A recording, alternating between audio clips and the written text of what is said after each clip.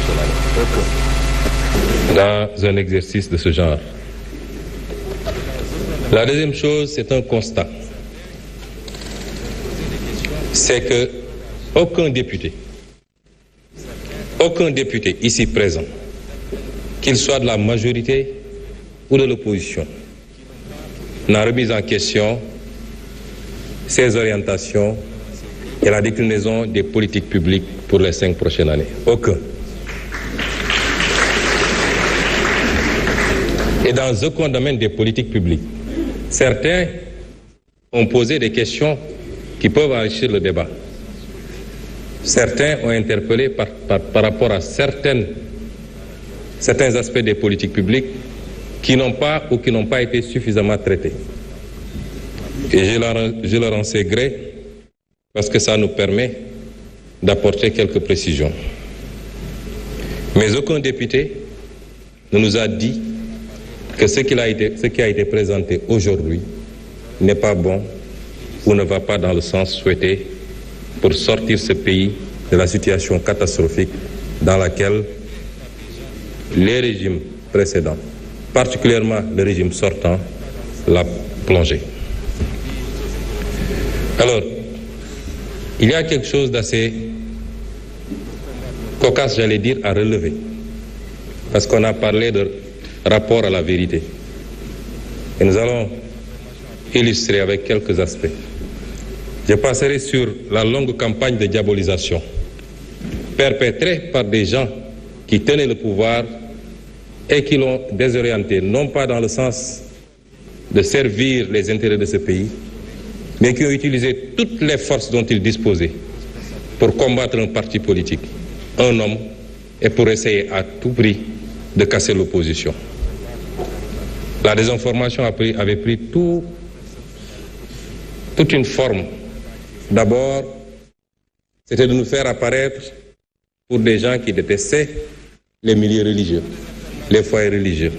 Combien de politiques, certains ici présents, n'ont passionné un certain nombre de responsables religieux pour leur raconter des histoires, que nous allions interdire les événements religieux, que nous allions combattre les tariqas. Aujourd'hui, ces mêmes personnes sont dans leurs petits souliers, parce que le monde entier s'est rendu compte que c'était un tissu de contre-vérité. La désinformation a pris ensuite toutes sortes de tournures. Nous serions apparentés à des mouvements irrédentistes. Nous serions financés par des multinationales. Nous serions dans un programme de déstabilisation du Sénégal. Nous aurions des relations avec des organisations terroristes, islamistes et j'en passe. On a tous vécu cela ici. S'il faut parler de rapport avec la vérité, je pense que nous savons où chercher. Ensuite, depuis que nous sommes arrivés au pouvoir, le débat, ça a été de dire qu'ils n'ont pas de programme, qu'ils n'ont pas de vision. Où sont ceux qui disaient ça aujourd'hui? Ils sont incapables de démontrer ici et sur les plateaux de télévision qu'il n'y a pas de programme, qu'il n'y a pas de vision.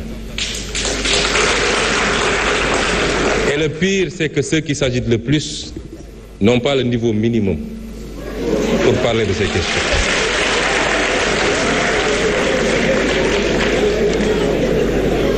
Et ensuite,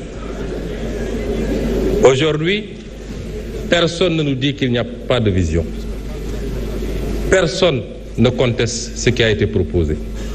Plébiscité depuis la présentation du référentiel par tout le peuple sénégalais, mais également par tous les partenaires au développement. Ces mêmes qui ont agité ici et qui ont contesté, lorsque nous sommes livrés à l'exercice de vérité, parce que nous aurions pu faire comme eux, puisqu'on parle de rapport à la vérité. Qu'est-ce qu'il y a de plus malsain en termes de rapport à la vérité que de mentir à tout son peuple, de mentir aux partenaires internationaux, en leur cachant les véritables chiffres pour pouvoir continuer à endetter le Sénégal, et ce qui nous met aujourd'hui dans la situation fâcheuse dans laquelle on se trouve. Il y a des gens qui devraient avoir honte de parler, et surtout de le faire de cette manière.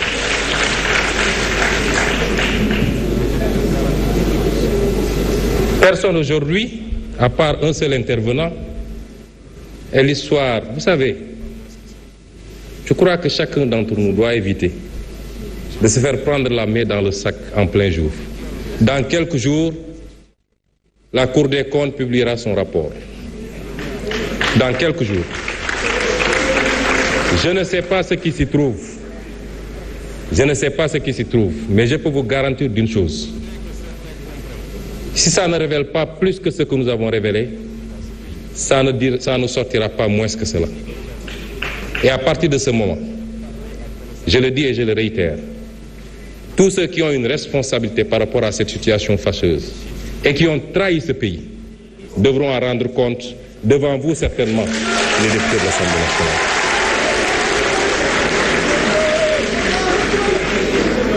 Je voudrais que certains comprennent qu'une certaine forme de politique est révolue dans ce pays. La politique désormais, c'est de parler en connaissance de cause, de parler de ce qu'on connaît, de donner des faits et des chiffres précis. Ici, sur cette tribune de l'Assemblée nationale, il y a 5 ans de cela, lors d'une déclaration de politique générale, si ma mémoire est bonne, ou alors lors du passage du ministre des Finances, j'avais fait et chiffres à l'appui démontré la situation catastrophique dans laquelle on était en train de plonger le pays. Et j'avais terminé par annoncer que les Sénégalais allaient souffrir. Je n'ai pas donné raison. Ici, sur cette tribune de l'Assemblée nationale. C'est vous dire que ce qui s'est passé le 24 mars, la fin d'une histoire, ce n'en est que le début. Et tout homme politique qui ne pourra pas suivre ce rythme est voué aux gémonies et doit mettre un trait sur sa carrière politique. Le pays va changer et il va changer au forceps.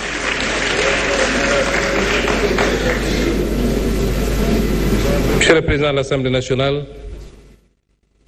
honorables députés, le débat s'est posé en termes très simples. Avant de présenter notre vision globale, nous avons fait un état des lieux.